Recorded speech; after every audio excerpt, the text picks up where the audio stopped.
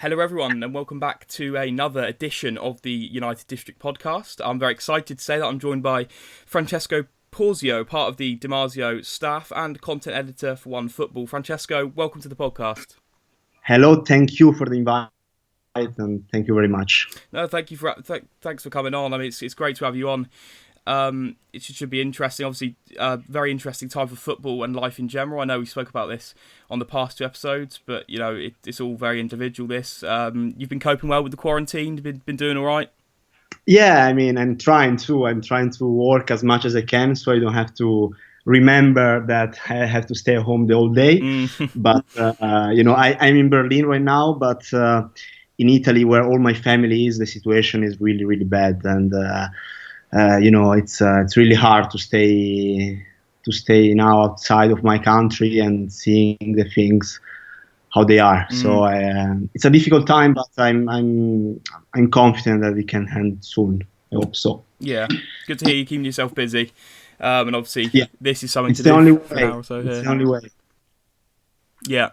So just talking about your work, actually, the first question we've got in is from MUFC Oscar, who asks, "How is it to work with Marzio?" Obviously, a big figure now on Twitter, isn't he? A bit of a celebrity almost. I think you could say. Gained a lot of traction in England. So yeah, how is it to work with him?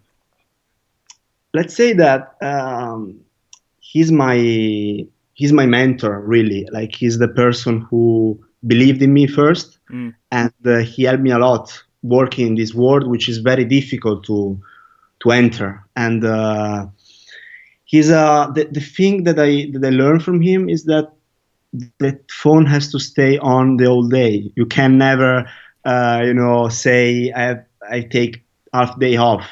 You always have to stay busy, never try to not miss anything. You always have to stay connected, basically, and any time of the day, any time of the night, also.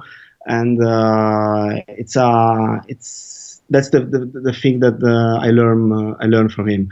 Then obviously there is all the journalist part, which is he's unbelievable. He's the number one right now, so I can learn many things every day. So it's a learning process. Every day you learn something new, which is really the truth. It's not just a stereotype. It's something that is happening every day, and so it's interesting. Let's say. Yeah. It's not easy, but it's interesting. Yeah, no, well, I can imagine. And, as I just mentioned, he's become someone that's gained incredible traction in England. I think it was mostly actually the man I'm about to go on to, Paul Pogba, actually. I think the Marzio Paul Pogba thing was massive, I think, in gaining him traction over here, which got him, obviously, a big sort of Twitter journalist name. We'll just move on to that man, Paul Pogba. Injury-ridden season at United. Mino Raiola obviously constantly talking in the press about all sorts. What's the current situation with Paul Pogba? Can you see him staying at United, or do you think are Juventus interested? Will Real Madrid possibly swoop? What do you think the situation is there?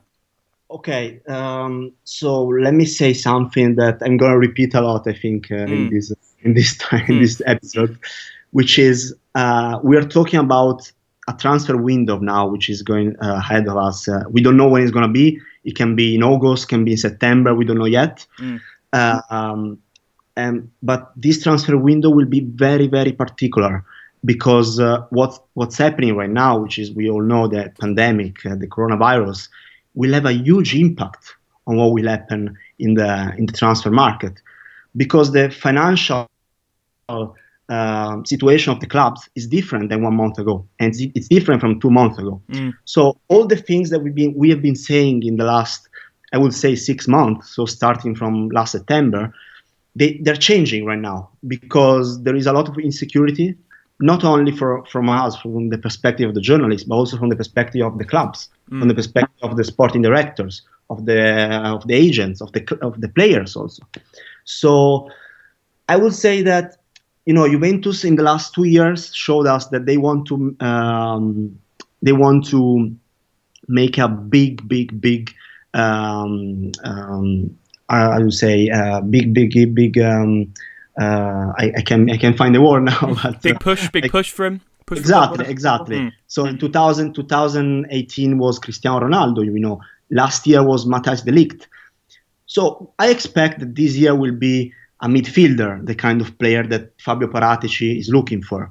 And of course, Paul Pogba is a dream for Juventus right now, because they never wanted to sell him really when it happened. I mean, they had to, because the offer was impossible to refuse. But it's a dream for them right now. And I don't know if this dream can be a reality. For sure, we know that the situation of Paul Pogba is changing a lot, because he's not as happy as he was 2 years ago. We all know that. So I think a move is possible. I don't think it's likely, let's say that, because of course Manchester United are asking a lot of money, because they paid him a lot of money 4 years ago. So it's not going to be an easy deal. That's for sure.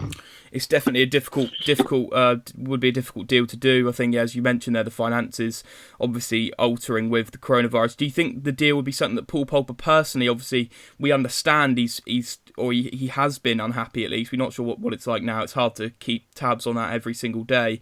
But do you think a return to Juventus is something Pogba himself personally would be interested in? I think yes, because he showed us in the last month. But every time he speaks about Juventus, he remembers the good old times. You know what I mean? So it's a bit nostalgic, I think. As he was nostalgic also about Manchester United. Yeah. Let's remember that, because I remember when he was at Juventus, every time he was speaking about Manchester United, his eyes was changing. So he was. Maybe we can say he's a bit nostalgic as a person. We don't know that, but. It seems to be. Then for sure, Real Madrid, as you say, can be another option, because of Zinedine Zidane, because of also Real Madrid. We also have to consider that in all this crisis, financial crisis, the big clubs will have huge impact, but of course less impact than others, because of the sponsorship, because of many things, many factors. So Real Madrid is a big club, so they probably will have the financial situation that they can buy Pogba. But there are a lot of factors, so it's not easy to say right now the definition of his future. It's very difficult to say that now. Yeah. Okay, so we'll move on from Paul Pogba. Don't want to dwell too long on him. I think there's enough being said about him outside this podcast for us to dwell in too long. We'll go back to defence. Actually, we'll talk about a few centre halves here that have been mentioned. Kalidou Koulibaly, linked with United for years now, constantly a name that sort of pops up. Never really got massive traction. Do you think there's any chance of in the next window, as you say, we don't know when that will be? Do you think Koulibaly could be a target for United? Yes, it can be a target. That's a target means a lot of things, Many players can be targets, but then becoming a reality is something different. Of course, a central defender can be a target for Man United in the situations that they are right now. I think they probably will look for it. Also, we can say that Napoli, they're spending a lot of money, especially in the last winter market. Even if they were not performing well on a sports side after Gattuso arrived, they spent a lot of money because they bought a lot of players: Diego Demme, Lobotka, Lozano last summer. So they spent a lot of money in the last transfer windows, and I expect them to sell one big player, one top player, in the next window. I don't know if that player will be Koulibaly or it can be Alan, for example. But what I'm saying is that if there is an offer which satisfy Napoli, I think this time they will say yes. While last years the club always denied, or they refused offers which were like, for example, Alan had a 80 million offer from Paris Saint-Germain and they refused it. So I think that this window, if there is an offer like that, they will accept it. Yeah. Okay, that's interesting because I'm not sure which other clubs are interested. Do you know of any other clubs that you think would potentially go for Koulibaly? There are a lot of rumors. I think Premier League might be his main destination. There were also rumors about Real Madrid and Paris Saint-Germain, but they're just rumors. Right now, there is a lot of talking, and it's difficult to distinguish what's real and what's just rumors, because rumors, can be real or not, as you know. Yeah, and the name I'm about to mention now is someone who's constantly been sort of just rumours. I think the talk a few weeks ago, Matthias de Ligt obviously came from Ajax for a big fee to Juventus last season. There was talk a few weeks ago of him potentially wanting out after a season. Do you know anything about that? Yeah, I read that. To be honest, I found that really unlikely, but not because of Manchester United that don't want De Ligt, because also remember last summer they were interested in him. It's because there are many things to consider. First of all, Juve bought him last year, so I think a club like Juventus, it's difficult that they sell a promising defender like De Ligt after one season. Plus, we don't know.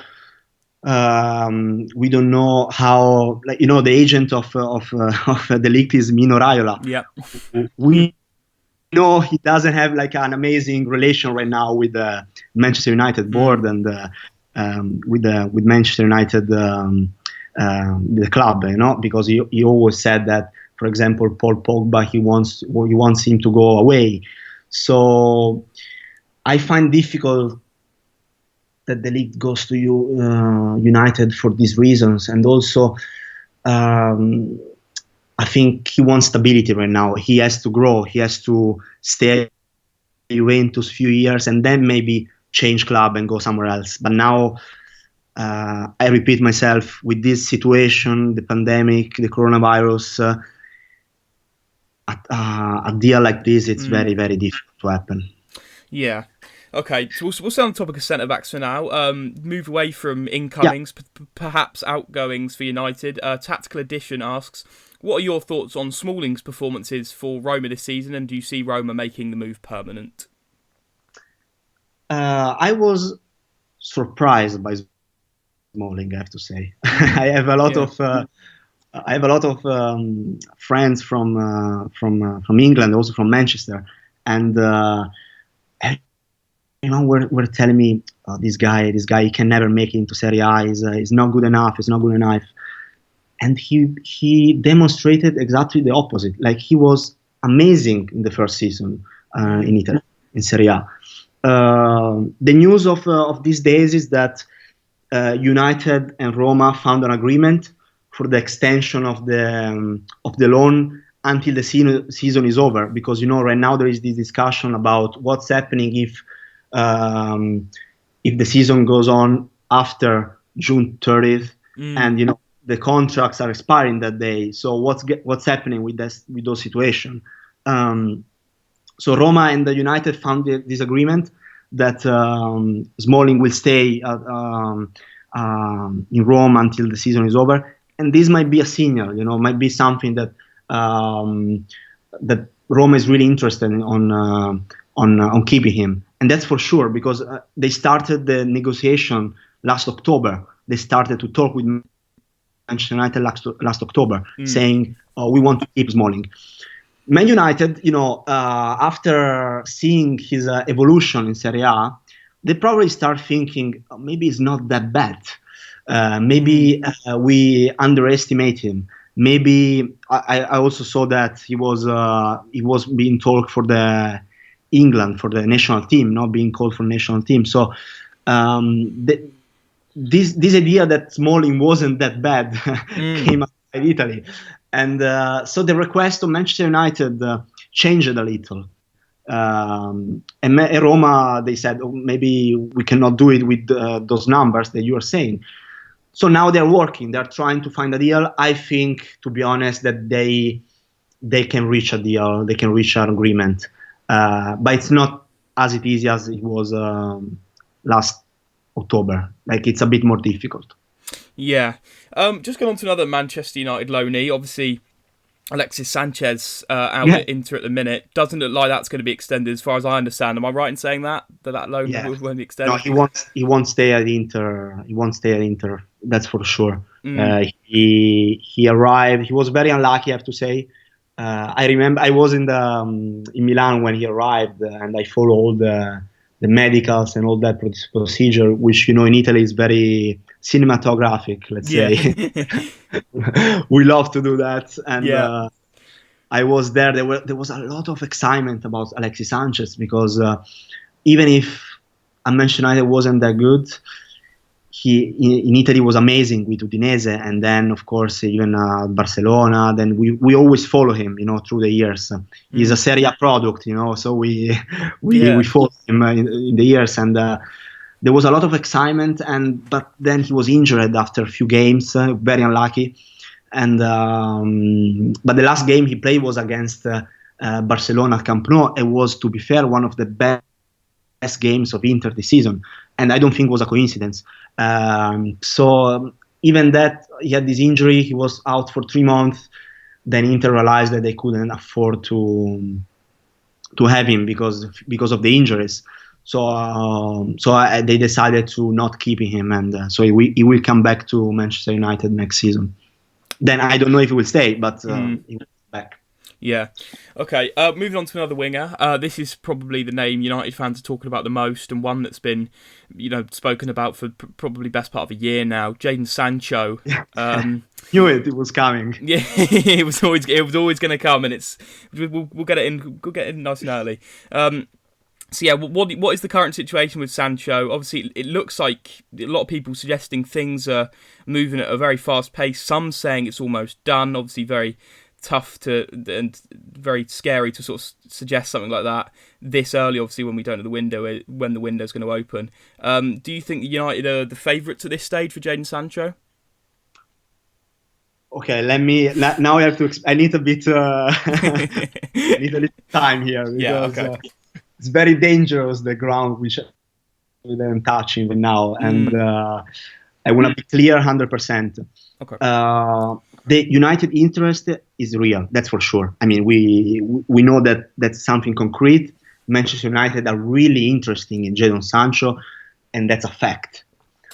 Then there are no major updates in the last weeks, so there is no agreement yet between the club and the player, between the two clubs. So there is no agreement yet. That's important to say that. Very important to be clear in that, because we saw that with Bruno Fernandes, what happened in the last year, that we have to be very careful when we say agreement, because when there is an agreement, it's a real agreement. It's a real agreement. It's not like a verbal agreement. So right now there is no such a thing as that. Is a goal for sure to buy Jadon Sancho. So Manchester United, they will try to do that, but it's not easy to make a deal with Borussia Dortmund, and we know that.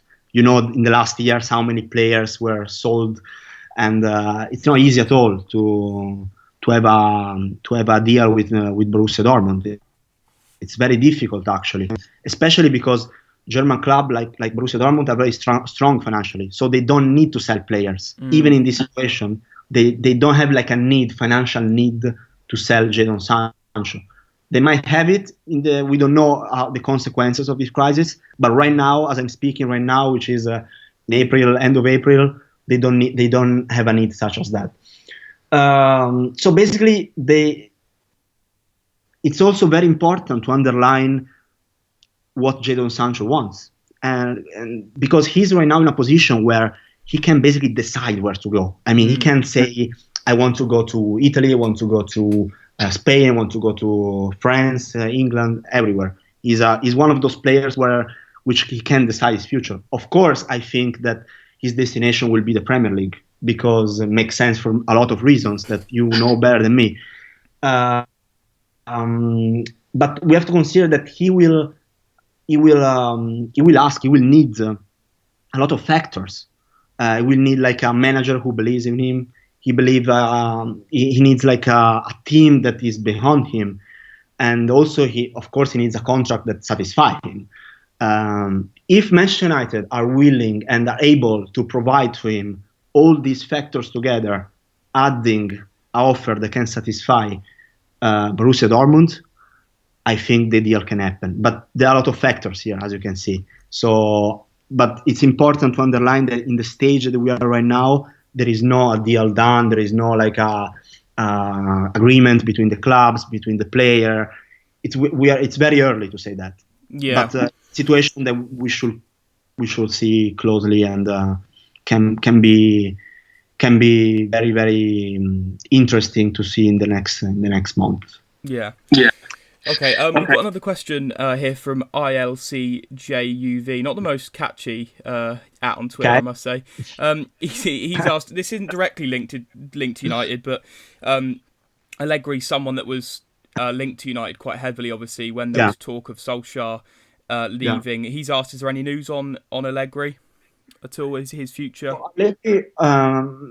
Allegri decided last year to have a gap year. He didn't want to coach at all for 1 year until June, basically. He had offers. He had offers in many countries. He had offers from many clubs, also in England. If not offers, we can say interest, which is another thing, but still important to underline. For sure, his will one day is to coach a Premier League club.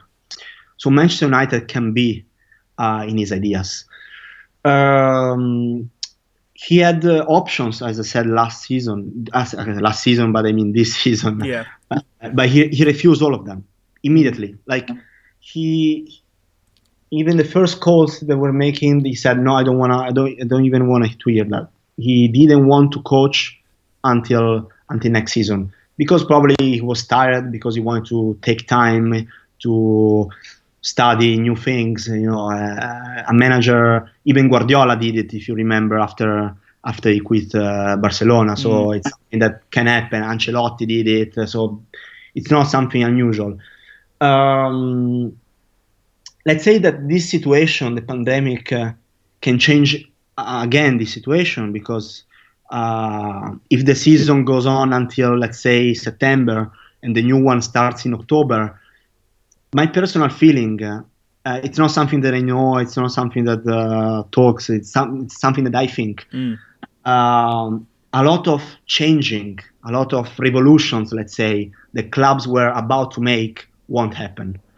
Because it's a period of time, also for the players, if you think about it. If you think about yourself also, do you want to make huge changes in your life right now? I don't think so. It's very difficult right now to make changes, personally. So Allegri might say, I can wait 6 months more, and maybe the season after I can have an even better offer. But then we don't know, of course, because if the season restarts, who knows what is going to happen. So it's difficult to say. Yeah, but for sure he wants to. He took English lessons. That's for sure, 100%. So he was trying to learn English better, and his idea is to coach an English club in the future. I think near future, but we don't know that. Yeah, we'll have to see how it all plays out. I think that's the case with a lot of things at the moment, isn't it? In life in general. Just sort of wait and see how things play out. No, I know. So if you can say something to this point, it's a moment where it's difficult to make decisions, and because we don't know, the future is so uncertain that we don't know what's going to happen, basically. So we have to think that clubs, managers, players are like us in this moment. They are not much different. Okay, they have a lot of money, much more than us, sadly, but they are like us in this moment. There are people that they don't know what to do. They don't know what to do with their families. They are worried. So we have to consider also the personal feelings a lot, I think, in this, also in transfer market. Yeah, I think you're right. That's a very good point you make there. And yeah, we'll just have to see how things play out. Got another question from Twitter here. Ollie9908 asks, well, about a player that never really hit the ground running at Manchester United. Had a great game, I remember, in the Europa League final. Matteo Darmian obviously moved to Parma for pennies, basically. I think it was a couple of £1 million or something like that. 3 million euros. Was. Yeah, there you go. It's a very small fee. Obviously, I think a lot of United fans, we don't watch maybe Parma week in, week out. How's Darmian doing in Italy? He's doing good. I mean, he, as Smalling, his performances are quite surprising in this sense. I had less fears about him because he knew already the Serie A, how is it, and so it was quite easy for him to come back and start a new season with in a new club. Didn't need too much to adaptation, so it was quite easy for him. And I think I think he had most of the games. He was very positive. If I remember now, I don't. To be honest, I don't remember a game where he was bad. That's already a big step up considering how he was at Manchester United. I think. Listen, I was writing an article about Manchester United a few days ago, and the summer when Darmian arrived, there were too many changes. I think the changes that they were making were so relevant that it was difficult for a player to adapt. And if you don't start well, it's difficult to cope after. It's difficult to change minds of managers, minds of fans also. So I think it was difficult for him to adapt at the first when he arrived in Manchester, and then he never had a strong opportunity to turn that around, if you think about it, because of course he had opportunities, but it's difficult, for our defender to impress for one game and then stay the whole season as a starting 11. It's something. I don't want to defend him because he's Italian. Trust me. I can say the opposite about the other players, but in this case, maybe Manchester United wasn't his level when he arrived, and then he didn't really have the opportunity to show himself. Yeah, I know what you mean. There is definitely a lack of patience, especially when it comes to defenders and probably goalkeepers in that sense as well. And we definitely saw sparks from him. I think I remember the Europa League final. He was definitely man of the match. He was phenomenal. So yeah, definitely a good player in there. It just didn't work out. I think it's one of them. Quite a few of those with United in previous years just didn't work out. Got another question from Twitter. United Future asks, who's the biggest young talent in Italy right now, in your opinion, obviously? Oof, that's a good question. There are a lot of young players. I would say the one I like most is Zaniolo, Niccolò Zaniolo. He's the one I impressed me most last season, and it was very, very touching when he injured himself this season against Juventus. I was happy. The only good positive part that the Euro was postponed for my country is that he can play in Euros 2021. Otherwise, he was going to miss it, and that's a good part for him and also for the entire national team. I think he's the biggest talent. I think also Sandro Tonali is the other one to look out in the next years. He's considered the new Pirlo, but it's not really the new Pirlo. It's very much different. But he grew up in Brescia as Pirlo. His hairstyle are like Pirlo, so he looks like a bit like Pirlo. So that's why people say he's the new Pirlo. But from a player point of view, it's very much different. Even if they play more or less in the same position on the field. Another player that I want to point out. I was saying Italian players. Another one is not Italian, it's Kulusevski, which will go to Juventus next season. And if you didn't have the chance, please go watch some games because he's unbelievable. The way he touches the ball, the way he shoots, he's really, for me, will be. He can play Juventus starting from the first season, no doubt about that. Yeah. So some good names there. Obviously, a lot of those I'm sure will be linked, or already have been. I think Tonali, one that's definitely been linked to the Premier League, and you never know, might see in United colours in a few years' time. We'll have to see how that goes. I mean, Of course, I'm missing a lot of young players, but I mean, I'm just here to point out the best one. Then there are a lot of others, of course. Yeah, of course. Just staying on the topic of Italian football for a minute, staying away from United, because I think it's quite hard in this period. You end up talking about a lot of the same things, and the same set of players. Sancho just constantly being echoed off the walls, a bit of an echo chamber, really, isn't it? At the minute. So we'll talk about Italian football for a moment. MUFC Pereira with a good question here. How safe is Maurizio Sarri's position at Juventus? I think he's very much safe right now, to be honest. When he arrived, there were a lot of skeptical fans, but also the rumor was that he wouldn't stay much longer at Juve.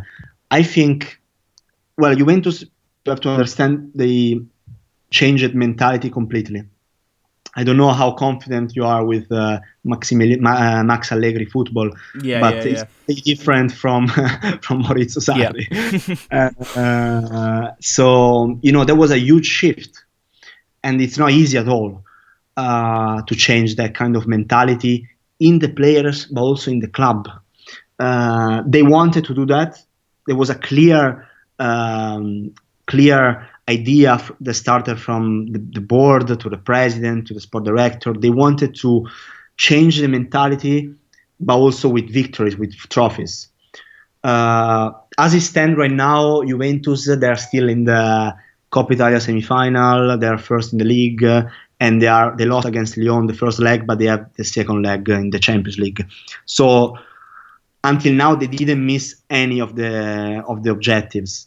Then, of course, I'm saying that he's very stable. I'm confident he will stay because also of this of the pandemic, of the coronavirus. Because I don't see Juventus to make, as I was saying before, to make another revolution in the summer or whenever it will be the end of the season. I see them to keep it up with him at least another season, to give him another season to try harder to win more. But we don't know how this season will end, to be honest. So he can win everything already. We don't know that. But I have to say that right now he's very much sure to stay next season. Yeah, and MUFC Pereira's got another question here actually, which I think you'll be able to answer well. How have Atalanta been able to achieve what they have done this season? Obviously been phenomenal.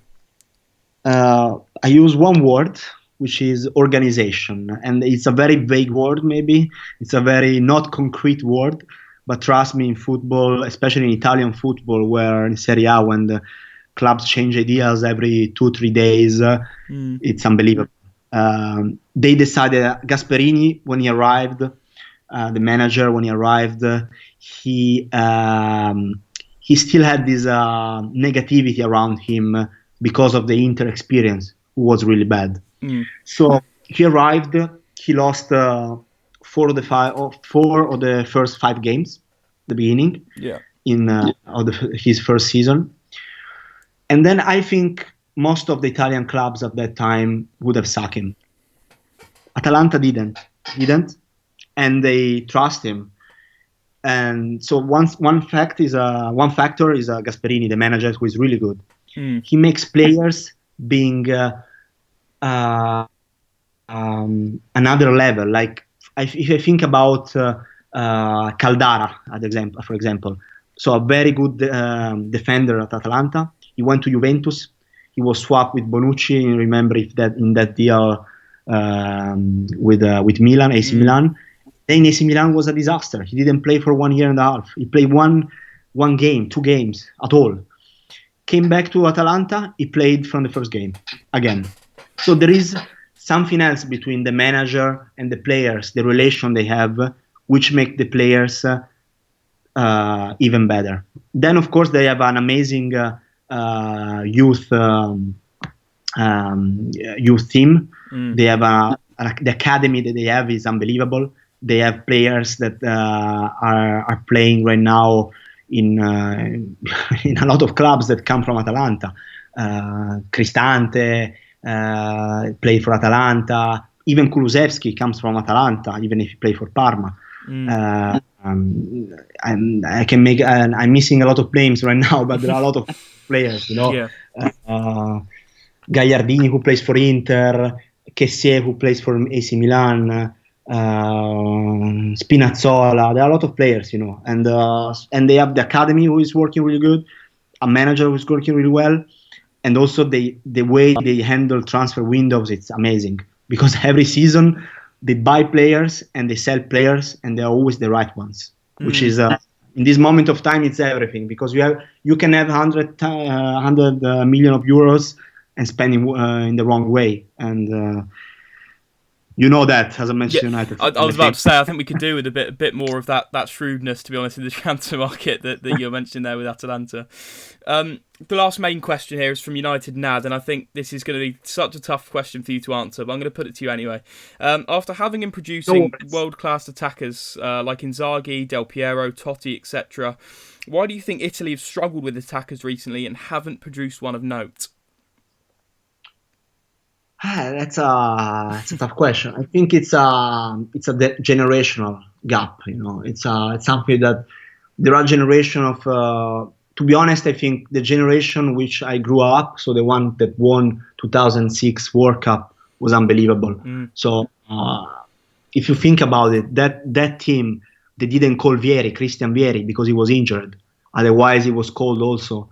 So they could have Totti, Del Piero, Vieri, Inzaghi. All of them play for the same team in the same summer, which is something that we don't even realize, probably. I think that Italy struggled a lot in the 90s, because there was one point where they didn't invest anymore in the youth sectors, in the academies, because they thought the transfer markets could help, could fix all the problems, because it was the time where Italy had a lot of money, because they could spend a lot of money in Serie A. Inter Milan, Juventus, Milan, Lazio, Roma, they were spending millions and millions every transfer window. So they arrived at the point that an economic crisis arrived to the clubs, and they were hugely impacted by that. And they didn't have any more invested money in the young in the academies, but they didn't have money to spend for the transfer windows. So they arrived in a position where they didn't have Italian good players that they could play for the team. Plus, they didn't have the money to buy players in the transfer window. So that's why also Italian football had a crisis. And I think the national team at the end is the reflection of the football of the domestic leagues, basically. I really think so. Because if Germany right now or 2 years ago was the best team, it's probably because the whole structure was working well. If France now is the best national team in the world, it's because the whole structure is working. And in Italy, we don't have the structure, to be honest. Do you not think there'll be a resurgence then soon of the Italian national team rising again with these young sort of talents you mentioned, Tonali and Lorenzo Pellegrini and players like that? Do you not think there could be a resurgence on the cards for Italy? I think so. I think that now we have the best team after 2006 as we speak. The talent that there is right now, we didn't have it before. Even I think, the best national team that I remember. So I'm still young, so I don't have much memories, but was Antonio Conte 2016 Italy in the Euros. That was for me the best Italian national team in the last 20 years. From a point of view, even better than 2006, because the player, I don't know if you remember the players that were playing that Euros. You could never say that Italy was going to the quarterfinals and losing against Germany, who was the best team at the time, in the penalties. So now we have a lot of talent that we didn't have before, and Mancini is the best manager for this kind of team, because he's perfect to coordinate all these young players. And also, I think that the postponement of the Euros, it's a good thing for him, because now he has 1 year more to. Not for himself, because they will not play a lot of games. The national team, it's more these players to grow with the clubs. So in 1 year they can be even better. So I'm very much confident right now about national team. But in the last 10 years, I think there was a huge drop in terms of talent and a lot of things in Italian football. So, yeah, so it sounds a bit like England, to be honest. Even though ours has been about 60 years. So yeah, hopefully our resurgence can now come you're soon. doing amazingly. Come on. Sorry, what? Sorry. You're doing amazingly. Southgate did an amazing job in 2018. No? Yeah, I guess so. Didn't. You're not that kind still of fan. hurts. It still You're hurts. still not. Okay. Francesco, it's been a pleasure to have you on. Thoroughly interesting insight. Don't know if you've got any last words you want to say to the listeners. No, I just wanna point out what I've been saying before. Yeah. Please, I'm saying about United fans. I know that they will not trust me right now, but it's okay. I will say anyway. Please be careful on what people are saying right now about transfer market, because we are in a moment of time where clubs don't even know when football restarts, if restarts. So transfer market, we will talk a lot about it in the next month. Right now, we need to be careful. So when you hear something like agreement, offer, it's very unlikely, let's say. Yeah. Thank you, Francesco. It's been a pleasure to have you on. Thanks for the invite, and thank you very much. Thank you. Stay safe. Thank you. Thank you.